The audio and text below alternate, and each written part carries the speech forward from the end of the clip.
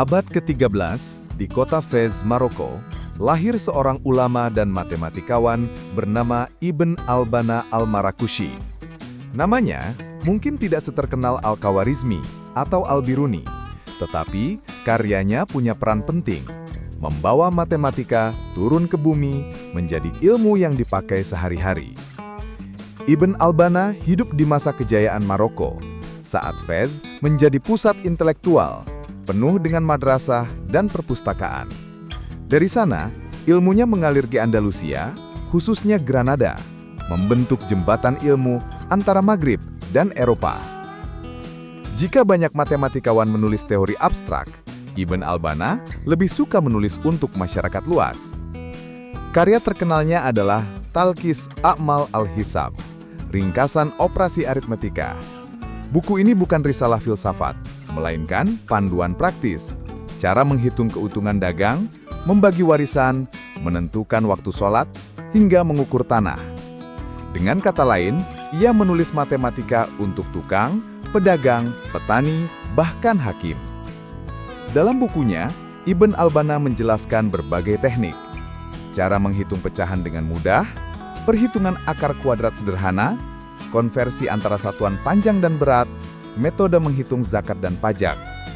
Buku ini menjadi panduan populer di dunia Islam Barat. Saking praktisnya, ia dipakai berabad-abad. Bahkan sampai masa kolonial, sebagian masyarakat Maroko masih merujuk padanya. Melalui Granada, karya Ibn Albana menyebar ke Eropa. Para penerjemah Latin tertarik pada cara-cara praktis yang ia tulis. Eropa yang saat itu sedang berkembang dalam perdagangan dan arsitektur mendapatkan manfaat besar. Akuntan, pedagang, dan insinyur di barat mendapatkan alat hitung yang lebih sederhana dan efisien. Bahkan, ada jejak bahwa Talkhis A'mal al-Hisab mempengaruhi tradisi aritmetika komersial di Italia abad ke-14 yang kemudian melahirkan buku Liber Abaci karya Fibonacci sebagai saudaranya di Eropa. Meski dikenal dengan matematika praktis, Ibn Albana bukan hanya seorang guru hitung. Ia menulis banyak karya lain.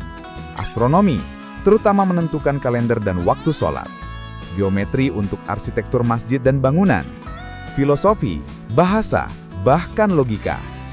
Ia adalah contoh ulama ensiklopedis khas dunia Islam, tetapi dengan fokus yang unik, ilmu untuk masyarakat luas.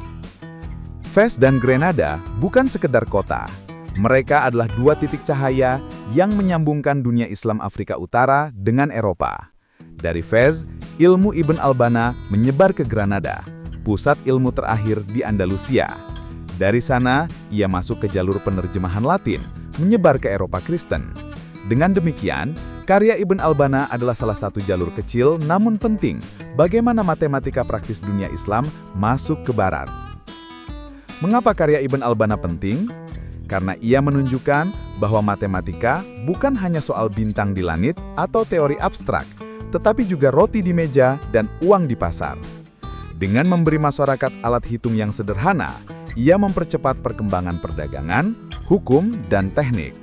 Tanpa sadar, ia ikut membangun fondasi ekonomi yang kelak mendorong kebangkitan Renaissance di Eropa. Ibn Albana wafat pada 1321, tetapi bukunya terus digunakan. Di madrasah-madrasah Maroko, ia dipelajari berabad-abad. Hari ini, para sejarawan matematika menyebutnya sebagai salah satu tokoh yang membawa matematika lebih dekat ke masyarakat. Bukan hanya untuk ilmuwan, tetapi untuk semua orang. Apa pelajaran dari Ibn Albana? Dari Fez ke Granada, dari pasar hingga perpustakaan, Ibn Albana mengajarkan bahwa matematika adalah bahasa kehidupan.